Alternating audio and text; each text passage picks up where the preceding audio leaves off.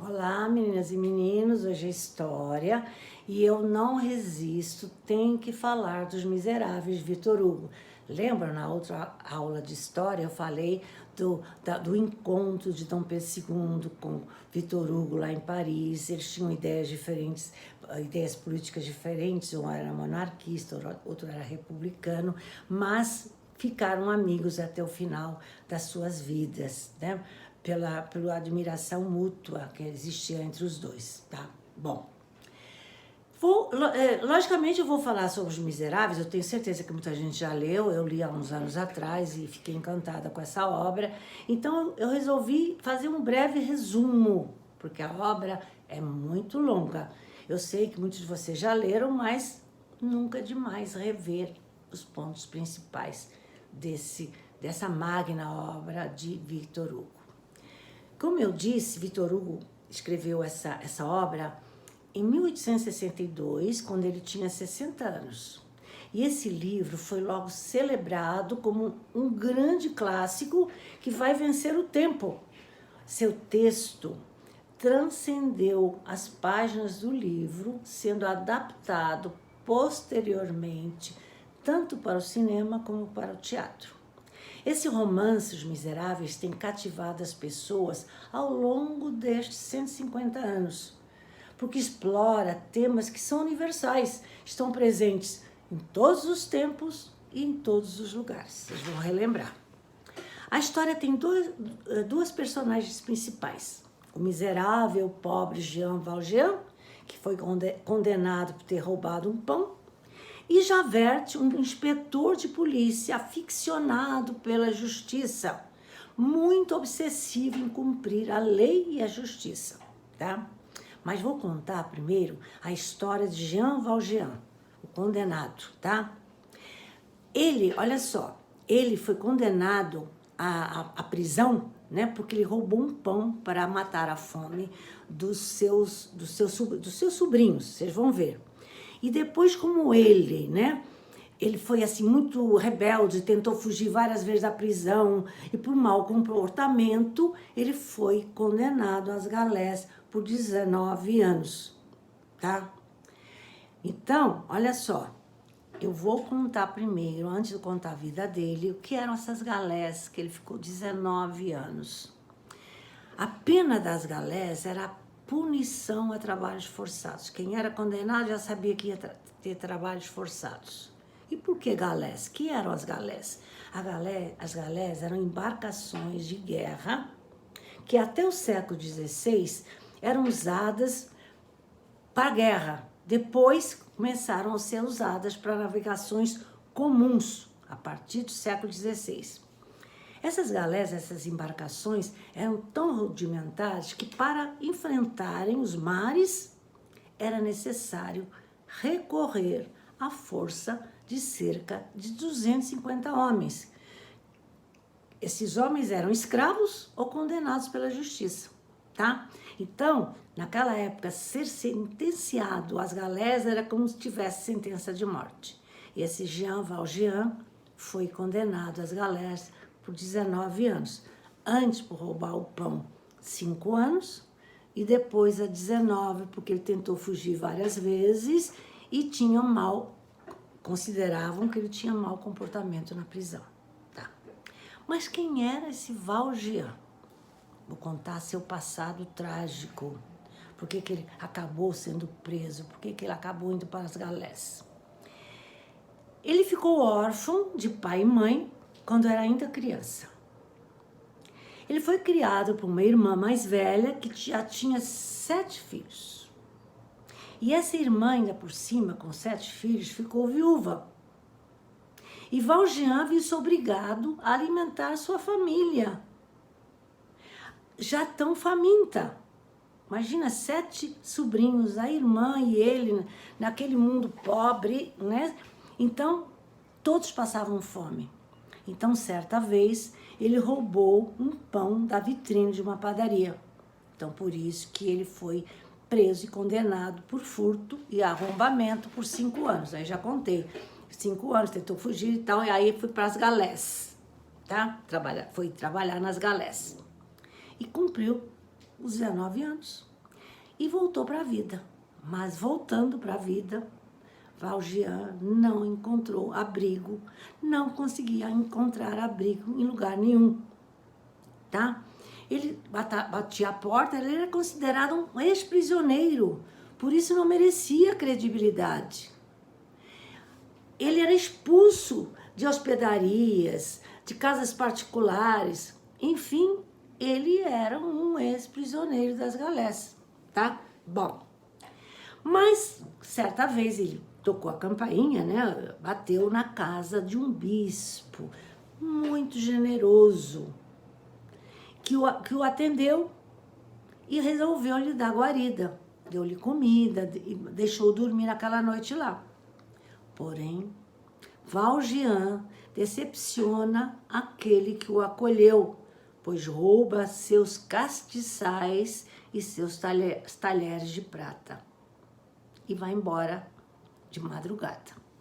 Logo a seguir, ele é capturado pela polícia, que o leva à casa do bispo para devolver os objetos roubados. No entanto, o bispo mente para as autoridades, afirmando que havia dado esses objetos de presente a Valjean. A Valjean, aquilo foi um choque para ele. Ficou muito emocionado, muito agradecido, e a partir desse momento, Valjean resolve mudar de vida. Resolve ser um homem honesto e do bem. Muda de identidade e torna-se dono de uma fábrica lá na Alemanha, onde ninguém conhece seu paradeiro ou seu passado obscuro, tá? Na fábrica, Valjean conhece uma moça chamada Fantine. E essa moça engravidou de um estudante que a abandona com a criança. A jovem Fantine deu à luz uma menina que se chamou Cosette. Mas a mãe, Fantine, não tinha condição de criá-la. Então, combinou com o casal de deixar a filha lá e ela mandava mensalmente uma quantia para cuidar da filha.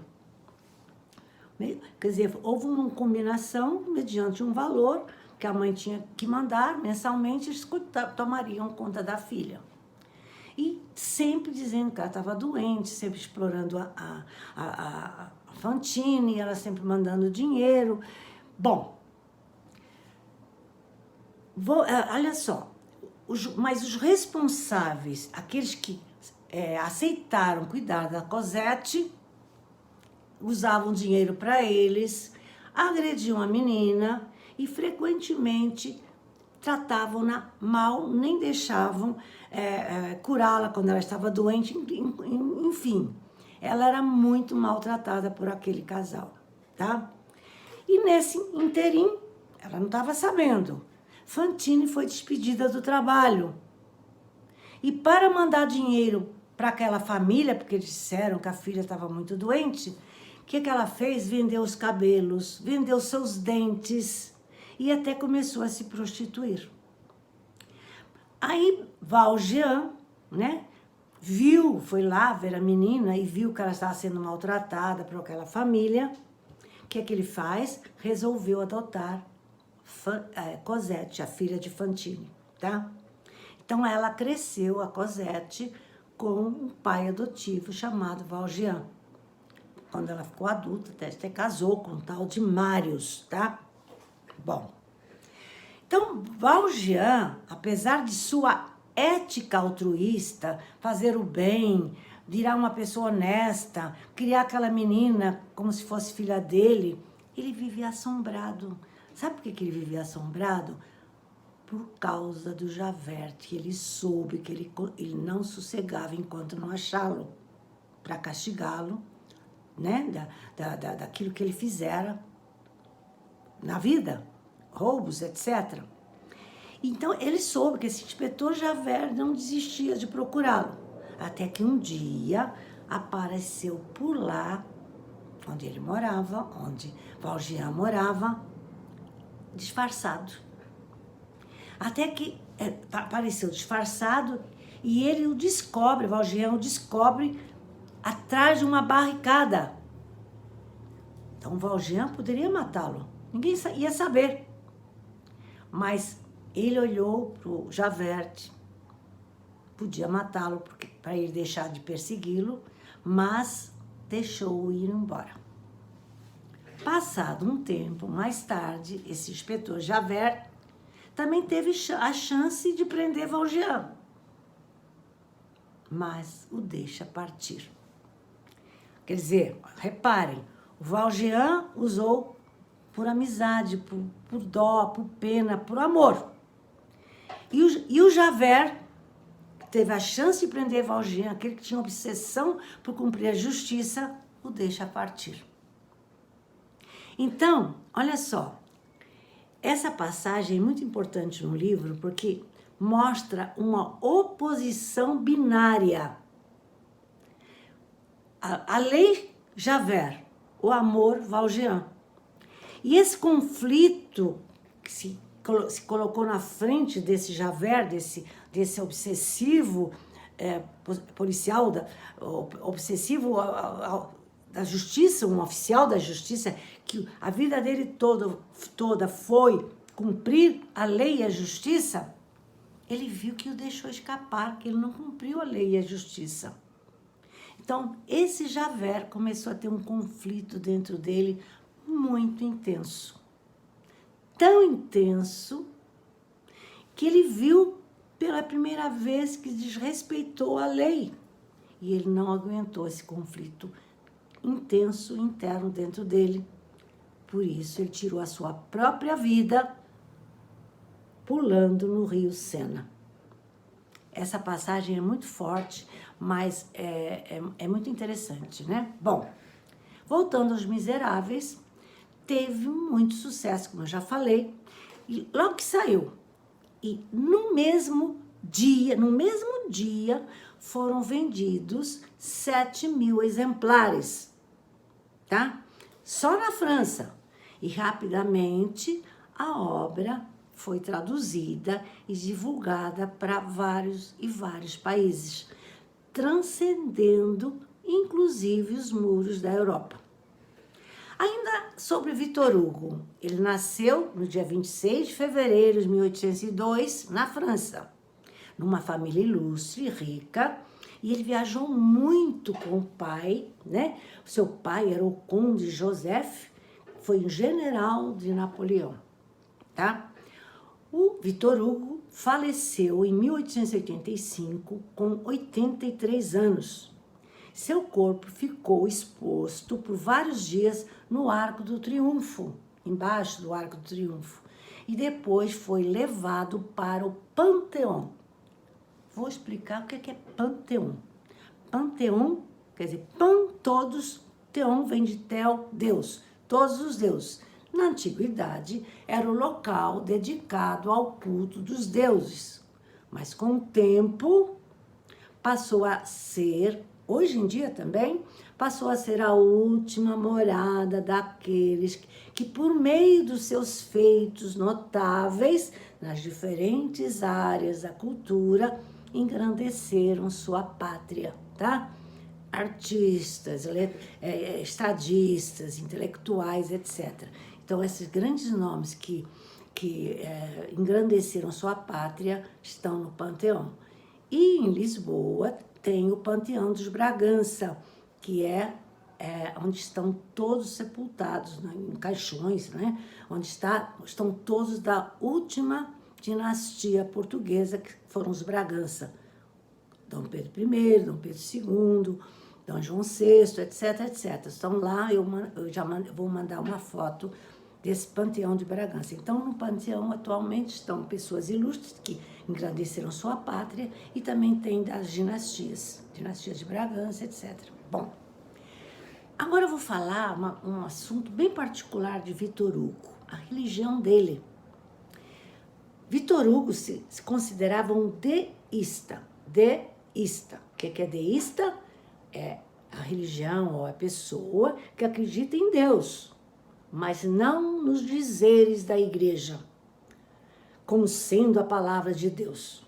O deísta acredita que a própria estrutura do universo, complexa como é, prova a existência de um Criador, de Deus, que permite aos seus seguidores uma livre interpretação.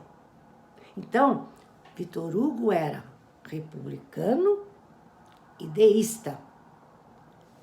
Uma parte, sua mãe era católica e monarquista, só uma parte. Bom, então ele era um deísta, acreditava em Deus, mas não na palavra da igreja, né, que se dizia que era a palavra de Deus.